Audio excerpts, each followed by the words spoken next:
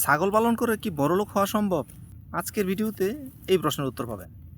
Robert Kiyosaki তার rich dad and poor dad বইতে বড়লোক হওয়ার একটা মাত্র ফর্মুলা উল্লেখ করছেন, আর সেইটা হচ্ছে টাকা দিয়ে টাকা বানানো। আপনি ব্যবসা করেন বা চাকরি করেন, যাই করেন না কেন, আপনি ওই টাকা দিয়ে কোনো দিন বড়লোক হইতে পারবেন না। বড়লোক হওয়ার একটা মাত্র মাধ্যম, সেটা হচ্ছে টাকা থেকে টাকার বাচ্চা তোলানো, ওই বাচ্চা থেকে বাচ্চা তোলানো, ওই বাচ্চা থেকে বাচ্চা তোলানো, ওই বাচ্চা থেকে বাচ্চা তোলানো। আপনি সরাসরি যেই টাকাটা পাচ্ছেন, যেমন আমরা যদি একটা সবজির কথা চিন্তা করি, ফর এক্সাম্পল আমরা লাউয়ের মাচার কথা চিন্তা করি, আমরা কি করি যে আমাদের যত লাউ হয় সব লাউ কি আমরা খেয়ে ফেলি? না, আমরা সব লাউ খেয়ে ফেলি না।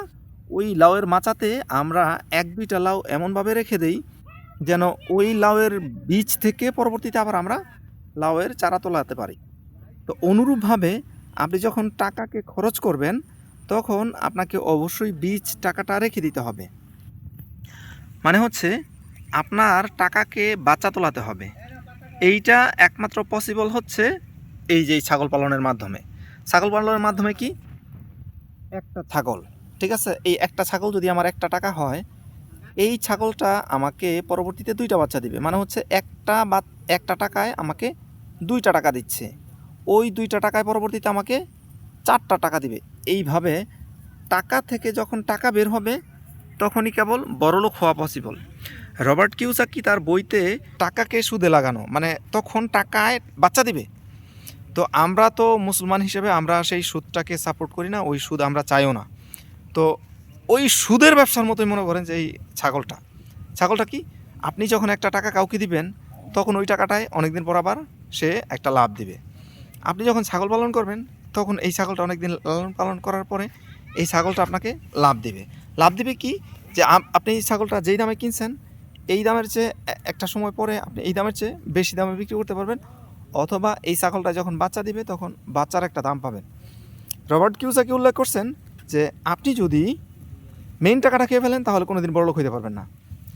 মেইন টাকাটা না খেয়ে এই জায়গা থেকে যেই বাচ্চা দিবে, ওই বাচ্চা থেকে যখন আবার বাচ্চা দিবে, তখন আপনি একটা খেয়ে ফেলেন, তখন কিন্তু আপনার তিনটা থাকবে, ঠিক আছে?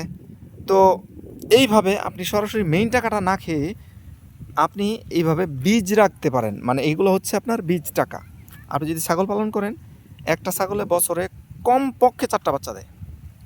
ছাগল বুঝে এটা আরও কম বেশি হয়, কিন্তু অন অ্যাভারেজ আপনি একটা ছাগলে কমপক্ষে বছরে 4টা বাচ্চা পাবেন। মানে হচ্ছে একটা টাকা বছরে আপনার 4টা টাকা হয়ে যাচ্ছে। তো যদি আপনি 100 টাকা রাখেন, তাহলে আপনার বছরে 400 টাকা হয়ে যাচ্ছে। আপনার টাকা কিন্তু এইভাবেই বড় হয়ে যাচ্ছে। আপনি যদি ব্যবসায়ী হন বা আপনি যদি চাকরিজীবী হন, আপনি কি ব্যবসা বা চাকরির পাশাপাশি ছাগল পালন করতে পারবেন? এইটার উত্তর সরাসরি আমার কাছে না খুঁজে, এই বিষয়ে আমার একটা ভিডিও আছে, আমার চ্যানেলে দেখে নিতে পারেন, যে আপনার যদি ব্যবসা বা চাকরি থাকে, এই চাকরির পাশাপাশি কি আপনি আসলে এই ছাগল পালন করতে পারবেন কি না। ওই বিষয়টাকে আমি যদি এখন সংক্ষেপে একটু বলি আপনাকে, ব্যবসা বা চাকরির পাশাপাশি আপনি ছাগল পালন করতে পারবেন যদি আপনি সরাসরি ওইটাতে সময় দেন। যদি আপনার ধ্যান ধারণা থাকে এরকম যে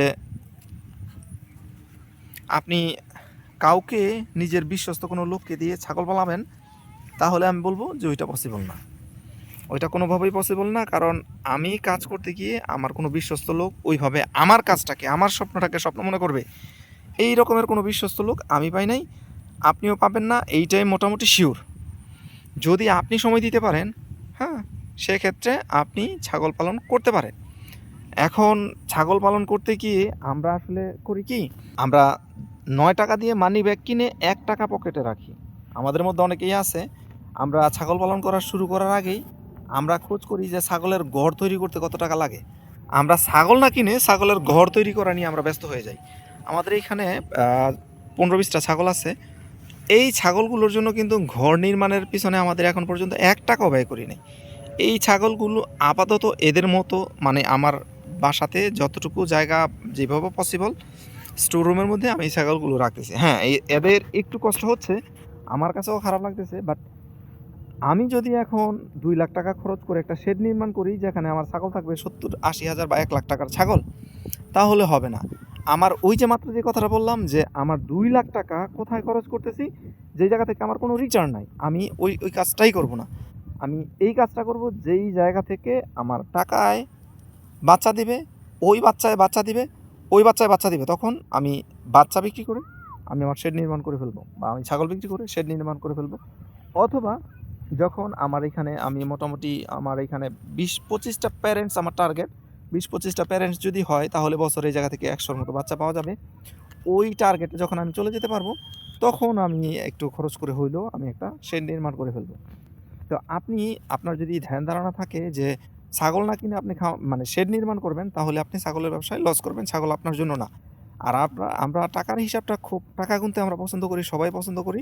আমরা শুধু টাকা গুনলে হবে না, এই টাকাটা গোনার জন্য আমরা টাকাটা গুনতে পারবো বছরে 1 বার বা 2 বার, কিন্তু এই টাকাটা গোনার জন্য আমাদেরকে কিন্তু বছরের 365 দিন ছাগলের ঘর পরিষ্কার করতে হবে, ছাগলকে খাবার দিতে হবে, ছাগলের অসুখ হইলে সেই অসুখকে সারানোর জন্য আমাদেরকে ট্রিটমেন্ট দিতে হবে। এই কাজগুলো সঠিকভাবে সম্পূর্ণ যদি করতে পারি, তাহলেই কিন্তু আমাদের ছাগলের ব্যবসায় লাভ হবে, তখন আমরা টাকা গুনতে পারবো। আর যদি এইটুকু আপনি না করতে পারেন, তাহলে ছাগলের বিজনেস আপনার জন্য না, আপনি অন্য কিছু করবেন। আরেকটা গুরুত্বপূর্ণ বিষয় হচ্ছে, ছাগল পালন আপনার জন্য হবে না যদি আপনি মনে করেন যে ছাগলকে আপনি দানাদার খাবার খাওয়াবেন, মানে আপনি ছাগলকে দানাদার খাবারের উপর ডিপেন্ডেন্ট করে রাখবেন, তাহলে ছাগল পালনটা আপনার জন্য না।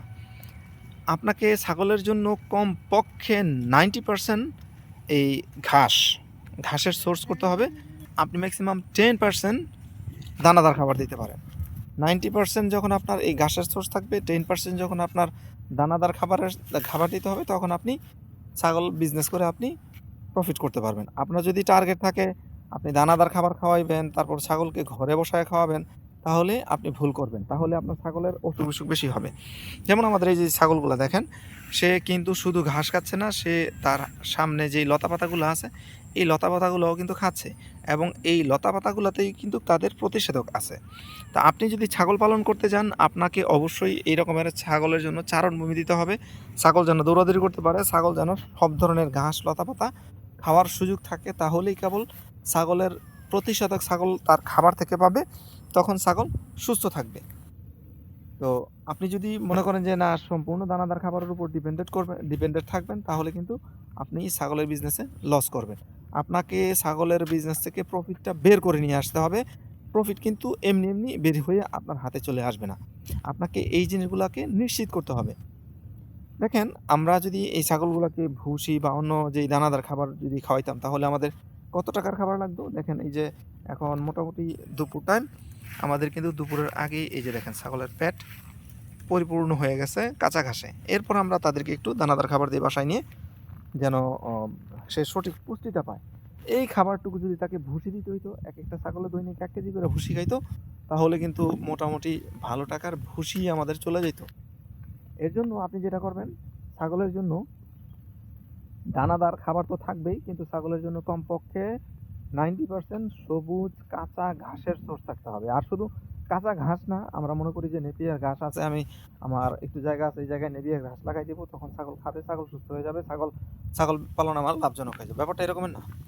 ছাগলের মুখে 600 রকমের স্বাদ আছে, তো ছাগলকে সবকিছুই খাইতে দিতে হয়, আর এই সবকিছুর মধ্যে ছাগলের প্রতিষেধক আছে। ছাগল দেখবেন যে সবসময় যে এই জায়গায় অনেক ভালো ঘাস আছে, সেই এইখানে খাবে না, এই এক জায়গায় দাঁড়ায় সে খাবে না, সে হাঁটতে থাকবে। এই যে দেখে চলে আসছে, ঠিক আছে, ওইখানে কিন্তু ঘাস আছে, সে মনে করতেছে এইখানে ঘাসটা বুঝি আরো বেশি মজা। এই যে দেখেন, সে এইগুলো খাচ্ছে, সে কিন্তু এইগুলো খুব বেশিক্ষণ খাবে না। এইগুলো যে ঘাসগুলো এখন খাচ্ছে, এই ঘাসগুলো সে লম্বা সময় ধরে খাবে না, কিছুক্ষণ পরে দেখবেন যে সে স্বাদ চেঞ্জ করে অন্য কিছু খাচ্ছে।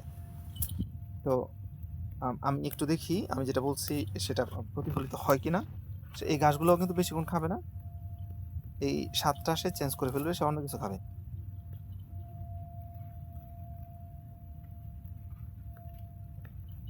এখন তো এই ঘাসগুলোই খাচ্ছে, এই যে তার এই ঘাস খাওয়া শেষ, সে এখন চলে গেছে ওই যে চিকন ঘাসগুলাতে, ঠিক আছে।